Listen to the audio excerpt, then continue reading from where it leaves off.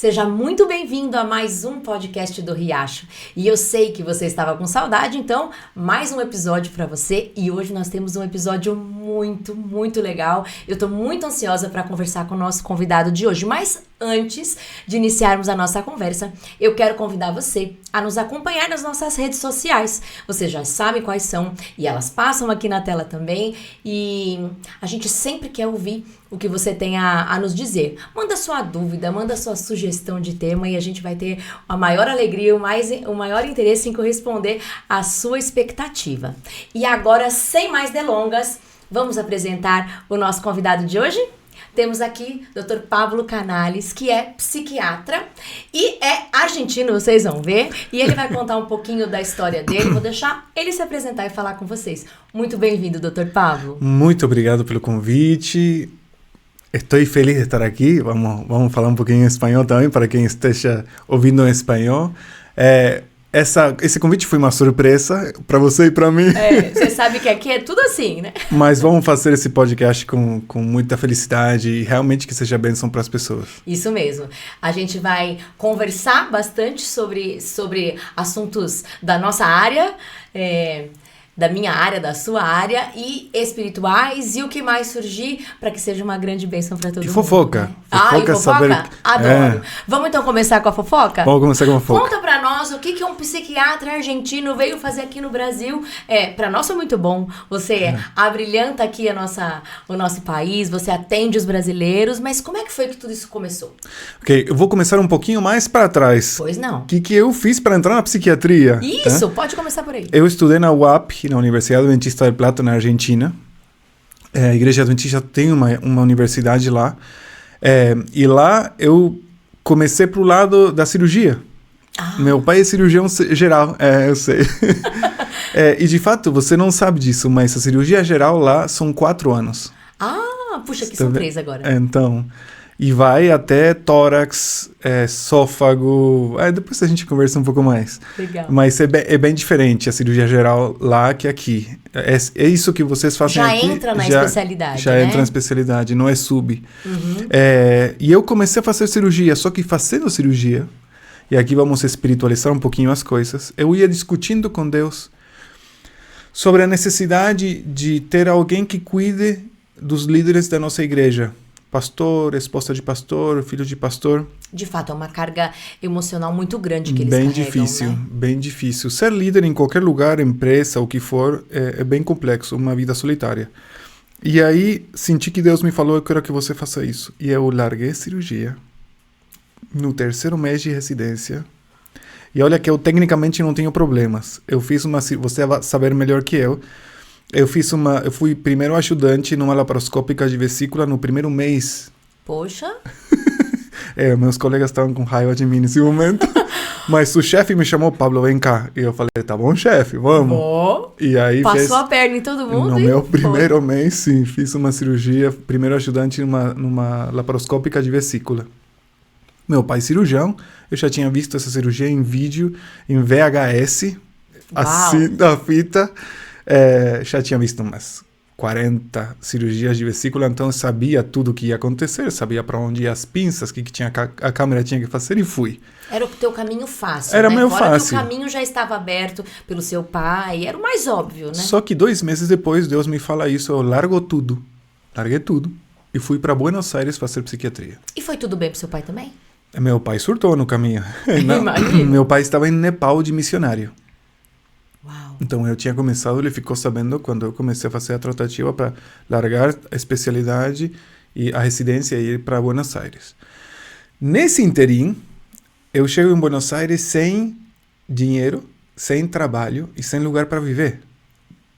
É mesmo. Cheguei na casa de um amigo que 1 mês depois ia casar e queria o apartamento só para ele e me falou, cara, tudo bem, eu te aguento aqui por 1 mês.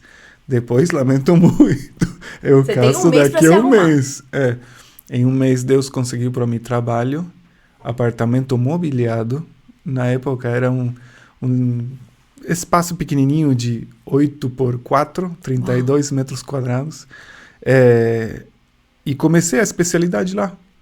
Terminei no ano 2014, para isso eu já estava casado com uma brasileira. A Stephanie foi estudar na UAP também. Ah, sim. E a gente se conheceu lá, ela também é médica.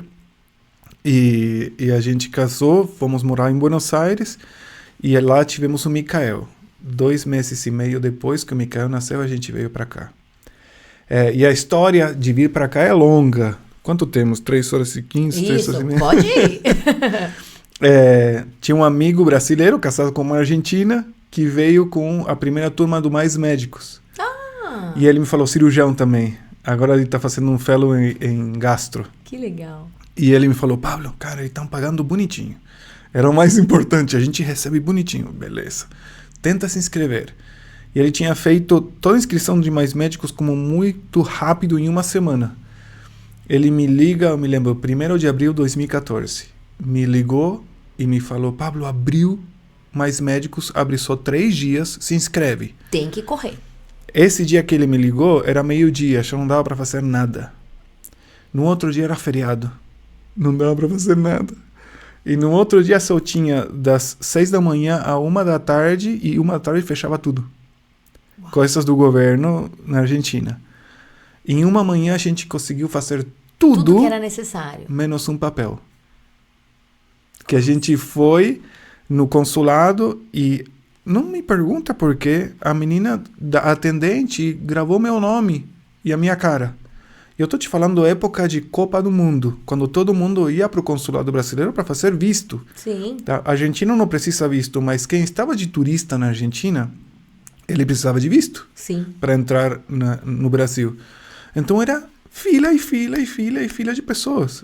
Esquece. Você falou, não vou conseguir até 1 da tarde. Não vou. E aí ela falou, ai, não deu certo. E ela falou uma frase que não me pergunta porque eu perguntei se ela sabia o que significava. Ela me falou assim, ojalá em espanhol, na próxima dê certo. Eu perguntei para ela, você sabe o que significa ojalá? Não. Essa é uma palavra que vem do árabe. Allah. Significa quer a Deus. Então você está pedindo para Deus querer alguma coisa. E ela arrepiou e olhou fixo assim para mim, e eu estava colocando os papéis numa pasta que a Stephanie tinha preparado, a minha esposa, e ela enfiou o braço por essas janelinhas pequenininhas que dá no vidro só para enfiar os papéis, documentos. Ela enfiou a mão e puxou a sua pasta. A pasta e falou, eu vou entregar isso aqui. Não, calma, não precisa. Não, eu vou entregar isso aqui, vamos ver o que dá. Uau. E a mulher entregou e você me falou assim, segunda-feira vocês me trazem esse papel que falta, que era antecedentes criminosos. Imagina, ninguém ia pegar um argentino trabalhando no Brasil sem antecedentes criminosos. Você acredita que segunda-feira levamos cedinho, eu tive plantão na Clínica Belgrano, na Clínica Dentista Belgrano, a única clínica dentista que a gente tem em Buenos Aires. Domingo inteiro, 24 horas, saí do plantão, o Mikael tinha 2 meses e meio. Gente. E ele não tinha pego o peito. Então a minha sogra estava lá pelo nascimento do meu filho, para ajudar a minha esposa. Uma confusão. Deixou o Mikael com a minha sogra e a mamadeira pronta e foi me ajudar com os papéis. Chegamos no Ministério do Exterior. A gente carimbou o papel e levamos e deixamos no consulado. Eu falei, isso aqui tem alguma coisa espiritual. Com certeza. Eu vou pegar um livrinho missionário, não me lembro qual era o livrinho que eu levei eu vou levar uma para a Consul brasileira. Não vai, que isso aqui é só para isso. Nem vou para o Brasil, nada. Que vou para o Brasil? Isso aqui é só para deixar. O propósito era só esse, falar de Deus para ela. Só para deixar. E aí, peguei 2 livrinhos, deixei com ela. A menina saiu, foi, buscou a Consul brasileira, a Consul veio, agradeceu pra gente. A menina tinha contado toda a nossa história pra Consul. A Consul sabia quem a gente era. Uau! Nunca mais vi essa mulher, não sei o que aconteceu, mas eu sei que deixei um livrinho pra ela. Eu fiz uma dedicatória. A Consul agradeceu o livro, entrou e 3 minutos depois voltou, porque tinha lido a dedicatória, para agradecer o que a gente tinha escrito para ela. Aí eu falei para a Stephanie, amor, é isso aqui. Pronto. A gente chegou com um papel tarde, tudo que tudo vai dar errado, né? Sim, e o Brasil tem essa questão dos quando pedem todas as instruções para uma prova, como o edital. O edital é rígido. Você não pode entrar depois das 3 da tarde, fechou a porta, fechou. Um documento, não dá, aceita. não passa. E você acredita que essa segunda-feira, dia 7 de abril, às 4 da tarde, eu estava atendendo na clínica, minha esposa me liga e me fala, você entrou? Eu entrei onde? A gente vai para o Brasil. Eu não me lembro o que eu falei para os pacientes essa tarde, não faço ideia. Mas aí a gente veio para cá. Em 25 dias vendimos tudo que a gente tinha. Fizemos 5 malas. A Stephanie viajou com a minha sogra no mesmo avião, porque a minha sogra voava dia 25 de abril. Eu pedi demissão de 4 trabalhos. Quando eu terminei de pedir demissão no último trabalho, saiu o visto. Uau! Pedi demissão dos 4 trabalhos sem o visto na mão ainda. Você vê, ouvindo um pedacinho da tua história, faz às vezes a gente pensar, puxa, mas que sorte ele teve. Mas para quem tem olhos espirituais, a gente sabe que não é sorte, é que é providência mesmo. Vou te mostrar por que não é sorte. Ministério Público da Nação, Ministério da Saúde da Nação, Ministério do Exterior da Nação, Ministério do Exterior da Nação. Estamos falando de ministérios muito procurados na época eram 38 milhões de pessoas, tá? Então, a Argentina tem 38 milhões de habitantes. Quantos vão para Buenos Aires fazer trâmite? Um monte. Quando a gente chegava no local onde a gente tinha que carimbar o papel, não tinha ninguém na fila. A gente carimbava o papel, virava as costas e tinha 30, 40 pessoas na fila. Parecia que Deus fazia assim. Segura, todo mundo vai. Vai, e aí soltava. Isso aconteceu em 4 instituições nacionais seguidas. Você entendeu? E outro detalhe para você ver que não é uma coisa coincidente. Quando a minha esposa foi comprar a passagem, tinha 2 vagas no avião inteiro. Só tinha 2 assentos. Então ela comprou o do corredor, porque se Micael era bebê, se Micael precisava de alguma coisa, ela não precisava incomodar ninguém. Aí comprou rapidinho, marcou. Mãe, aonde você está? Tá o número. Eu tô do teu lado. Eram as únicas 2 vagas no avião. Estavam do lado da minha sogra e essa única vaga que sobrou não foi ocupada. Então, as 2 estiveram cuidando do Micael de boa. Tiveram facilidade para poder cuidar toda do bebê. A viagem. Uau, e aqui foi tudo tranquilo depois que veio a adaptação? E aí eu viajei para Brasília. Em Brasília eu tive que fazer um curso de adaptação e doenças tropicais, tuberculose, leishmaniose, etc. Os pormenores da medicina brasileira, né? As doenças do Brasil. E a Stephanie foi para Curitiba, na casa dos meus sogros. A minha esposa é brasileira. Então ela foi para lá e eu fui para Brasília. Chego em Brasília e nos falam assim, ok, a gente vai passar um mês aqui de treinamento, vocês no final têm que fazer uma prova, quem não aprovar volta para casa. E aí? Eu liguei para a Stephanie e falei, amor, olha, é assim. Ela me falou, você está de brincadeira. Não. E aí a gente eu fiz a prova, passei, tudo bonitinho. E aí fomos parar em Hortolândia, que é aqui em São Paulo, pertinho de Campinas. Mas é aleatória essa escolha ou você pôde optar para onde queria ir? Não, então, em todos os ciclos do Mais Médicos, te davam 5, você tinha que colocar 5 lugares. De uma cidade grande até um local com tribo indígena. Okay. Tá? Quando eu fiz o Mais Médicos, somente esse ciclo, tinha só uma opção. Então, onde eu colocava, eu ia. Entendi. E a gente ia ir para a cidade dos meus amigos que tinham como falar, a gente, cara, se inscreve. E aí não tinha vaga com eles, porque as 2 médicas que iam sair decidiram não sair. Então, não teve vaga. E tinha Hortolândia, que eu sabia que tinha um casal de amigos que qualquer coisa poderia me ajudar, que eles tinham estudado na UAP e sabiam espanhol. E a Universidade Adventista era muito, muito legal mesmo para você se instalar lá. Então, e aí eu sabia, eles vão me dar uma mão, se eu precisar de alguma coisa eu vou. E aí eu ligo para eles. E aí eu falei para a Stephanie, vamos para Hortolândia. E aí, São Paulo?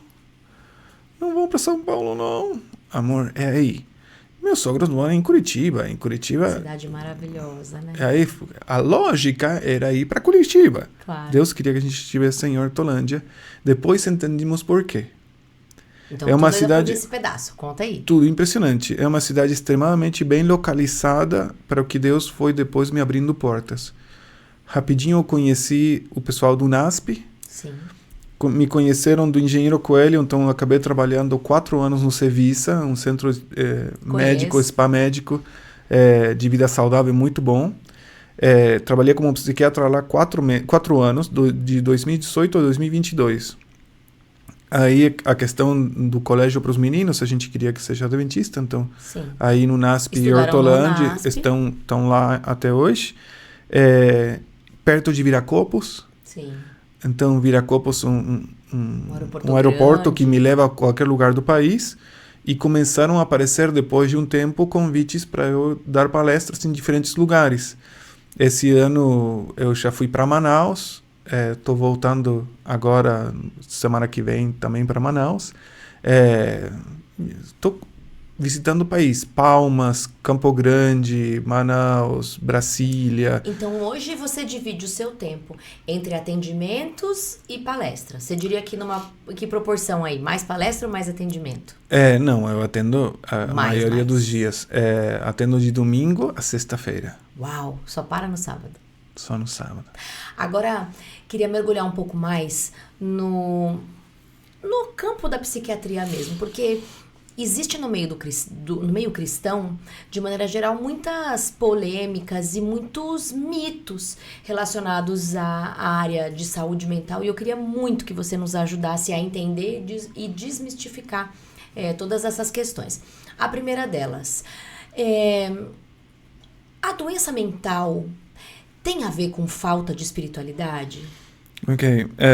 Primeiro, a doença mental foi muito estigmatizada por desconhecimento inicial. A área cirúrgica foi muito trabalhada antes, mas o cérebro sempre foi um mistério até a neurociência. Quando as neurociências começaram a aparecer no nosso conhecimento, a gente começou a enxergar coisas diferentes. Então a gente começou a entender muito mais. Antes, a anatomia abdominal, muscular... Mais óbvio, porque ela é física, é palpável, isso, né? Cardiológica, respiratória. Era muito mais óbvia e evidente para poder trabalhar. Agora o cérebro criou um nível de estigma e de preconceito absurdo. E nesse preconceito e nesse estigma, a mente foi trabalhada muito desde o ponto de vista espiritual. Então, se você está mal mentalmente, você está, obviamente, mal com Deus. E isso é uma loucura. Você está com ansiedade ou depressão, vai orar. Tudo bem, vamos orar, mas não é só isso, né? Não é só isso. Então, entender o cérebro como um órgão com diferentes áreas, que vai fazendo muitas coisas diferentes, e entender a função dele fora da espiritualidade é fundamental. Tem uma história muito conhecida nos Estados Unidos, de um homem que trabalhava montando trilhas de trem, Phineas Gage. Ele estava revisando na Califórnia se estava tudo em ordem na parte dele, e sem querer ele tinha uma barra de ferro, ele bateu numa carga explosiva e foi pelo olho e atravessou o cérebro dele e o crânio, machucando muito o lobo frontal. Era um homem super respeitoso, super responsável. Ele fazia tudo bonitinho, não faltava nunca no trabalho. Era trabalhador, assim, muito organizadinho. Depois dessa lesão, ele ficou irresponsável, impulsivo, com palavreado ruim. E engraçado, e ele foi descendo até o Chile, caminhando. Então tem histórias dele todo no percorrido de América até o Chile. É muito, muito interessante. E aí começaram a ver, calma aí. Então, o cérebro tem funções que a gente não está entendendo em regiões localizadas. E aí começaram a estudar mais. E isso fomenta muito o estudo da neurociência até agora. Hoje em dia, a gente tem muito mais material, muito científico, mostrando exatamente como sentimentos, sensações, pensamentos, eventos ansiosos, preocupantes, se mexem e interagem no nosso cérebro com sistemas muito bem identificados. Muitas coisas a gente ainda não sabe, mas muitas coisas já são muito bem claras. Né? Então, nesse sentido, a gente foi identificando que não era falta de Deus. Eu sei que tem coisas, e isso não posso negar, que a falta de Deus trazem problemas. Com certeza. Tá? É impressionante a diferença entre meus pacientes cristãos e aqueles que não são cristãos. A fé nos ajuda, mas não só para doença mental, a fé nos ajuda a seguir em todas as áreas da vida que a gente possa ter problemas, né? É isso mesmo. Mas a gente não pode ter um preconceito. Poxa, se eu estou com uma pneumonia, aí eu acredito que vá tomar um remédio e o antibiótico, que seja, vai me ajudar a melhorar. Por que não fazer uso para as doenças mentais, né? Então, nesse sentido, é muito importante que a gente saiba exatamente qual é o limite de cada coisa. Tá? A gente, como adventistas, a gente prega muito os 8 remédios naturais. Um desses remédios é confiança em Deus. É engraçado que a gente enfia esse remédio como se fosse o único em todo mundo. Tá? Então, toma 5 pílulas disso aqui. Tá? E cadê a temperança? Que é o equilíbrio na vida. E aí a gente vai para as pessoas que têm burnout. O burnout é um síndrome que é caracterizado por um problema no trabalho, um excesso no trabalho, que faz que a pessoa se queime. Então começa a ter sintomas depressivos, ansiosos, muita dificuldade, até perda da vontade de viver e até ideação e tentativa suicida. Então, a gente tem que ter muito cuidado, porque muitas vezes a temperança não é considerada, e falamos que é só espiritualidade. Luz solar, a gente sabe da vitamina D, você sabe a parte dermatológica. Sono. A falta de vitamina D é relacionada diretamente com quadros depressivos. Tá? Então, a diminuição da vitamina D pode trazer quadros depressivos como fator de risco? Sim. Então, opa, então que pede exame. É só. Vitamina B12, vitamina D3, não. Tireoide. Eu já tive um paciente com surto psicótico por um hipotireoidismo. Uau. Tinha 26 de TSH. Então, imagina. Você percebe? Você que está nos acompanhando aí. É importante que você preste atenção que as doenças mentais muitas vezes também são resultado de desordens físicas. Uhum. Então, antes de pensar que é falta de espiritualidade, que é porque a sua questão familiar é sempre ruim ou histórico, é necessário que você saiba que também existem questões físicas, né? É isso mesmo. E aí a gente vai entendendo outras coisas. A atividade física. A atividade física é a mão direita dos transtornos, do tratamento para transtorno de ansiedade, transtorno depressivo, transtorno de déficit de atenção. A atividade física é fenomenal. Bipolaridade, borderline. Tem vários estudos até que dizem que equivale ao uso de fazer exercício é como se tomasse uma medicação, né? Do ponto de vista de controle emocional. Então, é muito importante. E aí a gente vai, tá? Com uma alimentação saudável, obviamente, água. Só o fato de beber suficiente água já ajuda muito na circulação cerebral, etc. As reações químicas, então, a gente tem que entender que é um contexto geral. Quando a gente fala de tratamento saúde mental, não é somente no psiquiatra, não é somente no terapeuta, que pode ser psicólogo, psicanalista, até coach. Mas... Tá. E agora você tocou num assunto que me deixou curiosa. Eu descobri, então, detectei em mim ou em alguém que eu amo que tem alguma coisa que não está funcionando muito bem. Estou suspeitando de burnout, estou suspeitando de ansiedade, depressão, qualquer uma dessas que você citou aí. Por onde eu devo começar? Eu vou no coach, eu vou no terapeuta, eu vou no psiquiatra ou no psicólogo?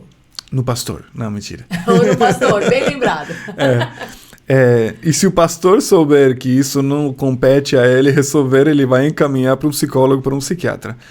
O ponto inicial não precisa ser um psiquiatra e não precisa ser um psicólogo. Mas se for um psiquiatra, se for um psicólogo, é muito melhor. Tá? Porque logo de cara já vai interpretar. Muitas vezes o ponto inicial é emergência. Uma crise de ansiedade produz falta de ar, palpitação, dor no peito, sensação de afogamento. A pessoa sente, se tiver um quadro de pânico, que vai morrer. O que ela faz? Vai no psicólogo? Esquece, ela vai no hospital diretamente na emergência. Com certeza. Quando começa a entender e dá raiva, né? Porque você vai, eu vou morrer, e aí o médico fala, você não tem nada. Não é verdade. Certo? Então, quando fala não tem nada, vai no psiquiatra, o paciente fica com raiva, às vezes. Fala, eu não vou, não. Esse assunto é de maluco, não quero ir, não. E, fato, não vão, tá? E aí ficam com ansiedade um tempão, machucando, etc.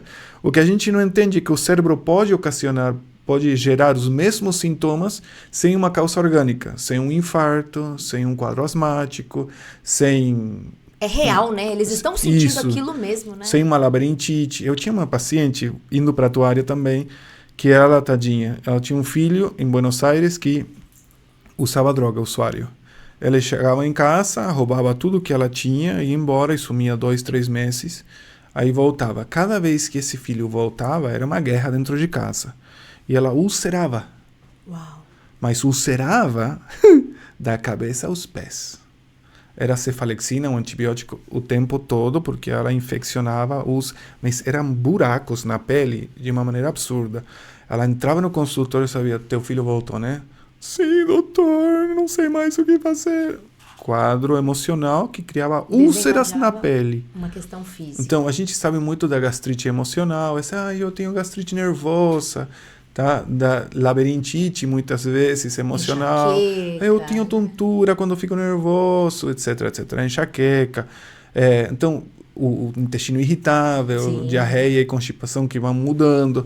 Então, tem muitas alterações. A fibromialgia, que são dores neurológicas no corpo inteiro por quadros de estresse, de ansiedade graves.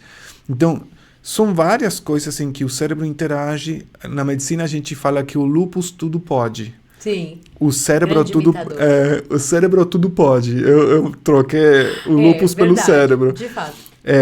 E aí a gente tem que entender que é um órgão que vai ter, sim, influência em todo o nosso corpo.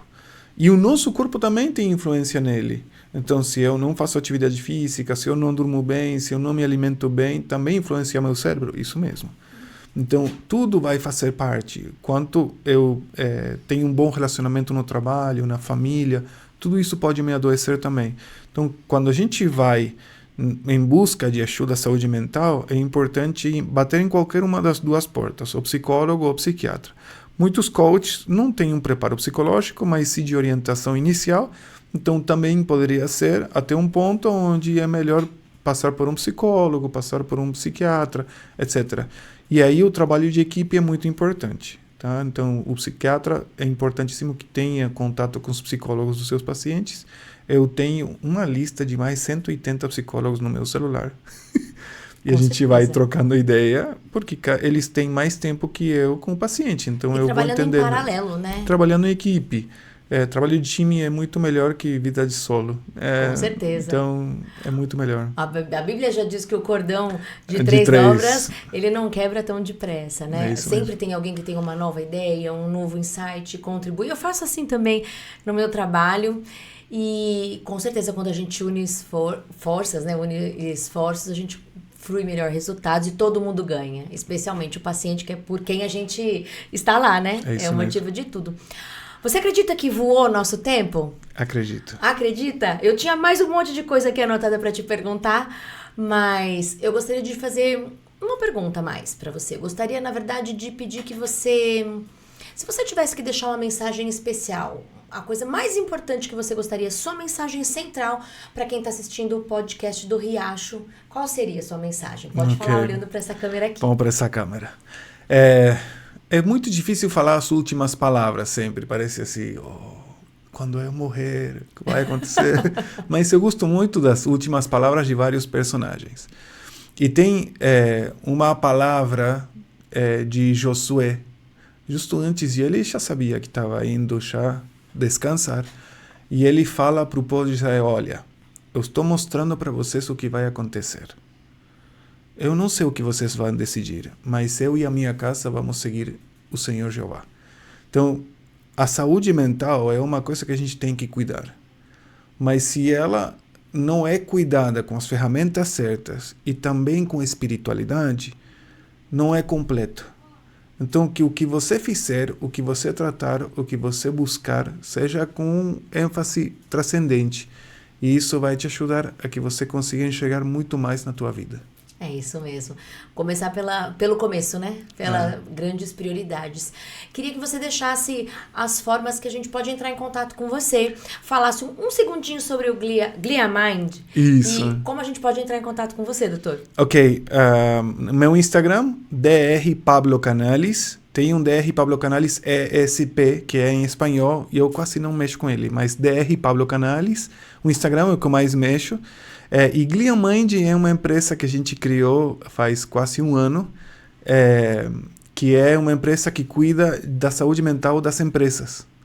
Então a gente está trabalhando para cuidar dos funcionários, dos líderes de muitas empresas. Que voltou para aquela sua ideia lá de trás, que sentiu que o líder era solitário, né? Agora já não tá mais tanto. Tem o Glia Mind para ajudar, não é verdade? É isso mesmo. Muito obrigada pelo seu tempo, Eu que agradeço. por ter estado aqui com a gente, por poder falar um pouco daquilo que você pensa e acredita, com certeza foi útil para nós aqui e para quem vai nos assistir também. E a você que nos acompanhou em mais um episódio do podcast do Riacho. Obrigada pelo seu tempo, pela sua companhia e até a próxima.